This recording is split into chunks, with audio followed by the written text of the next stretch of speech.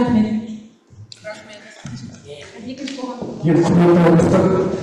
Бұл жаңа бірінші мәселе қор мұнай компаниясының тыңдалымы. Енді екінші, бұл бұның жолға шығысып келген жер коммуналарды қалпына келтіру бойынша.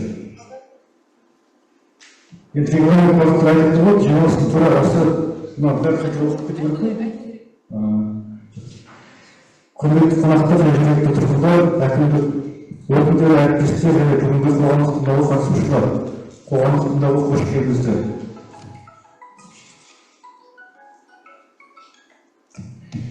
Бүгінгі тыңдау Қазақстан Республикасының экологиялық кодексінің 96 жылы және Қазақстан Республикасы экология, геология және табиғи ресурстар министрінің міндетін атқарушы 2026 жылғы 3 тамыздағы нөмірі 286 қоғамдық тыңдаудың қағидаларын бекіту туралы бұйрығына сәйкес өткізіліп отыр. Қоғамдық тыңдаудың төрағасы ретінде Бекешев Шәріп Бастауова, хатшысы ретінде Бейсенова Айзада комментар ұсынылады. Қарсылықтарыңыз жоқ па? Жоқ болса қоғамдық тыңдауды ашық деп жариялаймын. Аталған азаматтар қоғамдық тыңдау құрылыстарының жұмысына кірісуге рұқсат. Бүгінгі қоғамдық тыңдау мақсаты тапсырыс беруші қор мұнай компаниясы акционерлік қоғамының бұрын жойылған керуенші, шығыс керуенші ұңғымаларын қалпына келтіру және консервациялаудан шығару жобасын әсер етуге экологиялық алуға арналған материалдар қоғамдық тыныстыру және қаржыландыруды болып табылады. Баяндама жасауға 10 минут, қосымша сөйлеу өтеушілерге 3-5 минуттан беріледі. Келісеміз осыған. Регламентке 1 сағат уақыт беріледі. Осы регламентпен келіссеңіздер қоғамдық тыңдаудың күн тәртібі және регламенті бірауыздан бекітіледі. Ұсыну сұрақтарыңыз болса, негізгі баяндамашы болғаннан кейін талқылауға көшсек. Тапсырыс беруші қор мұнай компаниясының қоғаматынан бүгін қатысып отырған Шәмбекенді Мағжан, эколог, Ахметова Ая Ұланқызы Ұлттық облыстық экология департаментінің өкілі. Күн тәртібіндегі мәселе бойынша сөз Тимол Консалтинг Групп жауапкершілігі серіктестігінің экологы, баяндамашы Төлеуш Орнына Сәйіт қызына беріледі. Бақыттарыңызға тағайын өкіл. Сіздердің екінші қоғамдық тыңдауыңыздан келіп отырмыз. Бұл жерде енді жобаның аты-жөні, атын айтатын болсам, атауын бұрын жойылған керуенші ұңғымаларын қалпына келтіру және консервация шығару жобасына қоршаған ортаны қорғау бөлімі, яғни жаңа біздер оның ұңғыманы шығару бойынша айттық қой, енді соған техникалық жобаға қоршаған ортаны қорғау бөлімі бойынша қоғам тыңдау. Енді қоғам тыңдаудың регламенті бойынша 1 сағат беріледі.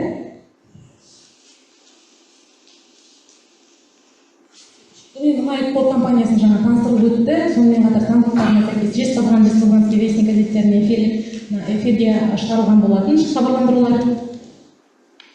Енді бұл жерде қор компаниясының келісімшарт аумағы көрсетілген. Осы қызыл цветпен неде көрсетіп тұр. Бұл территория аумағында жүргізілетін болады барлық шаралар. Келесі.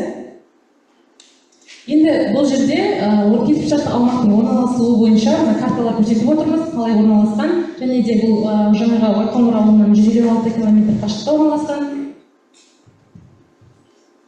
Енді осы жоба бойынша негізгі жобалық шешімдер туралы айтатын болсам, бұл жерде жаңағы консервацияны шығару бойынша және оларды қалпына келтіру бойынша сіздерге толығырақ қандай факторларға байланысты соны айтып өтейін. Ұңғымаларды пайдалану қорына ауыстыру, яғни консервацияланған болды ғой, соны пайдалану қорына ауыстыру, ілеспе өңірлердің суды кәдеге жаратуға пайдалану, бақылау қорына ауыстыру жоспарланып отыр. Қандай критерийлер ескеріледі бұл кезде? Оның ұңғымалардың біріншіден техникалық жағдайлары, ұңғымалардың сағасының техникалық жағдайы, өнімділігі, өнімділікке сынау материалдары бойынша, және де ұңғымалардың гис интерпретациясы бойынша материалдары, қоршаған аймақтың жағдайы, қалпына келтіру жұмыстарының күрделіліктері, қосымша факторлардың барлығы осындай критерийлер ескерілетін болады. Енді жаңағы міндетті орындау бойынша кен орнында жойылған ликвидированный деп айтады. 4 ұңғыманы нөмірі 29, 30, 32, 33 және консервацияланған 6 ұңғыманы көрсетіліп отыр. ВК1, ВК2, 3, 4, 5 және ВК1 ұңғымаларын жаңа консервацияны шығару іске қосу жоспарланып отыр. Енді бұл жерде бұрғылау қондырғылары, дизель генераторлары, дәнекерлеу агрегаты және дәнекерлеуге мына сварочный агрегат жөндеу жұмыстары жоспарланып отыр. Енді бұл жоба аясында сіздерге манағы қандай шығарындылар көздері болуы мүмкін. Бұл жерде енді консервацияны шығару кезінде 128 тоннаны құрайды бір ұңғымадан, 10 ұңғымадан 281 тоннаны құрайтын болады. Енді қандай іс-шаралар? Бұл жерде жабдықтың жай-күйін техникалық талаптары және де манағы өндірістік бақылау жүргізу. Енді айта кететін жайт, бұл жердегі ластаушы заттардың шығарындылардың барлығы уақытша болып саналады. Сумен жабдықтау, енді именно тек манағы консервация шығару бойынша бір жерде жұмыстар көрсетіп отырмыз ғой. Сол кездегі ауызсу қажеттіліктері үшін, шаруашылық тұрмыстық қажеттіліктері үшін су мөлшерлері көрсетілген қандай іс-шаралар бар. Бұл жерде енді ластанудың алдын алу бойынша жанар-жағармай материалдарын ағып кетуін болдырмайтын көлік құралдарының техникалық жай-күйін тексеріп отыру, рельефтің жерден айтады, ластанумен байланысты жұмыстарды жүргізуді регламенттеу. Сонымен қатар енді бұл жердегі жұмысшыларды ауызсу, шаруашылық қажеттіліктері үшін сумен қамтамасыз ету мердігер ұйым арқылы жүзеге асады. Арнайы су пайдалану қарастырылмаған, жер асты сулары пайдаланылмайды. Бұл жерде су бұру бойынша сарқынды сулар арнайы ыдыстарға жинақталады, шығарылымына қарай мердігер ұйымдар әкелінетін болады. Енді бұл жерде сіздерге өндіріс және тұтыну қалдықтарының алдын ала көлемі көрсетілген. Яғни бұл жерде лицензиясы бар мамандандырылған ұйымдарға тапсырылатын болады қалдықтар, яғни тұтыну қалдықтарын кәсіпорын ретінде орналастыру көзделмеген. Енді қандай қалдықтар? Бұл жерде сіздерге осы жоба аясындағы консервацияны шығару жұмыстарын жүргізу кезіндегі қалдықтардың жинақтау лимиттері көрсетілген, яғни қандай лимиттің аралығында болуы керек. Бұл жерде қандай қалдықтар? Бұрғылау шыдамы, бұрғыланған бұрғылау ерітінділері, майланған шүберек, сонымен қатар металл сынықтары, дәнекерлеу электродтары, сварочный электродтар дейді, кішкентай мамадан естіген. Аралас коммуналдық қалдықтар, оның ішіне манағы қатты тұрмыстық қалдықтар жатады. Солардың көлемдері көрсетіліп отыр. Яғни бұл жерде 10 ұңғыманы консервация шығару кезіндегі мана қалдықтар көрсетіліп отыр. Енді бұл жоба аясында қоршаған орта компоненттеріне әсерді азайту жөніндегі шаралар туралы айтатын болсам, бұл жерде аумақ бойынша автокөлік қозғалысын ұйымдастыру, шығармай төгілуінің алдын алу, техникалық қызмет көрсету, сондай-ақ шығарындылардың өртілігін бақылау, сонымен қатар жер асты жүйесі сулардың жанар-жағармай материалдарының ластануын болдырмау, және де технологиялық регламентті сақтау, және де арнайы ыдыстарда жүргізілу керек ластанған суларда. Сонымен қатар жер учаскесін бөліп беру шекараларында жаңа сіздерге қызылмен көрсетіп қойдым ғой, сол шекаралардың ішіне жұмыстар жүргізу, жер бетіне түсуін болдырмайтын қалдықтар мен ағындардың барлық түрлерін жинау және тасымалдау, сонымен қатар іргелес және учаскелердің аумақтардың тазалығын сақтау. Енді бұл жерде жоба аясындағы қоршаған ортаны қорғау жөніндегі іс-шараларды көрсетіп отырмыз. Бұл жерде жер қойнауын пайдалану объектілерінде шаң басу бойынша жұмыстар жүргізу, аумақты көгалдандыру, шартты негізде кәдеге жарату үшін қалдықтарды жинау және шығару, біздің жағдайымызда мердігер ұйымдар алып кететін болады. Шаруашылық тұрмыстық сарқынды суларды шартты негізде әкету, сонымен қатар түзетін қалдықтардың жай-күйін бақылап отыру. Енді қорытындылайтын болсам, бұл жерде біздер техникалық жобаға экологиялық жобаны көрсетіп отырмыз, нақтырақ қоршаған ортаны қорғау бөлімін.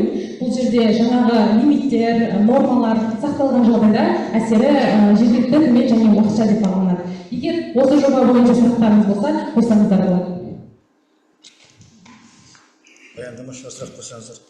Маған жоба негізінде сұрақтарға жауап беретін болады. Сұрақтар бар ма екен? Онлайнға сұрақтар бар ма екен? Енді біздің істеміз бойынша не қояды, ұңғыманы қажылығы рұқсатты қалдықтан сонда экологиялық, солай ғой негізі. Ұңғыманы, консервацияны ұңғыманы іске қосуға, консервация шығару бойынша рұқсат, және бір ұңғыманы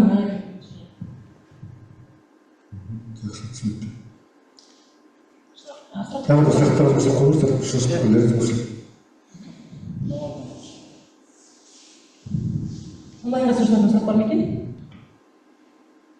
Жаңағы түсінік бойынша былай кетіп отыр ғой, мысалы, бәрі қалпына келтірілгеннен кейін негізінен халыққа жаңа айтылған әлеуметтік көмектерді беру жөнінде солай ғой негізінен.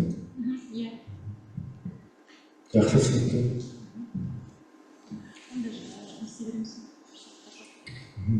Басқа сұрақтар жоқ болса, қоғамдық тыңдау өтті деп есептеп санаймыз. Қоғамдық тыңдау қорытындысы бойынша хаттама жасалады. Онда бүгінгі мәселе бойынша ұсыныстар мен ескертулер енгізіліп, түзетіліп, содан кейін ғана хаттамаға қол қойылады және қайтадан сайтқа жіберіледі. Қоғамдық тыңдауды жабық деп жариялаймын. назарларыңызға рахмет, алтын уақыттарыңызды бөліп келгендеріңіз үшін. Сау болыңыздар, рахмет. Жақсы, рахмет сіздерге.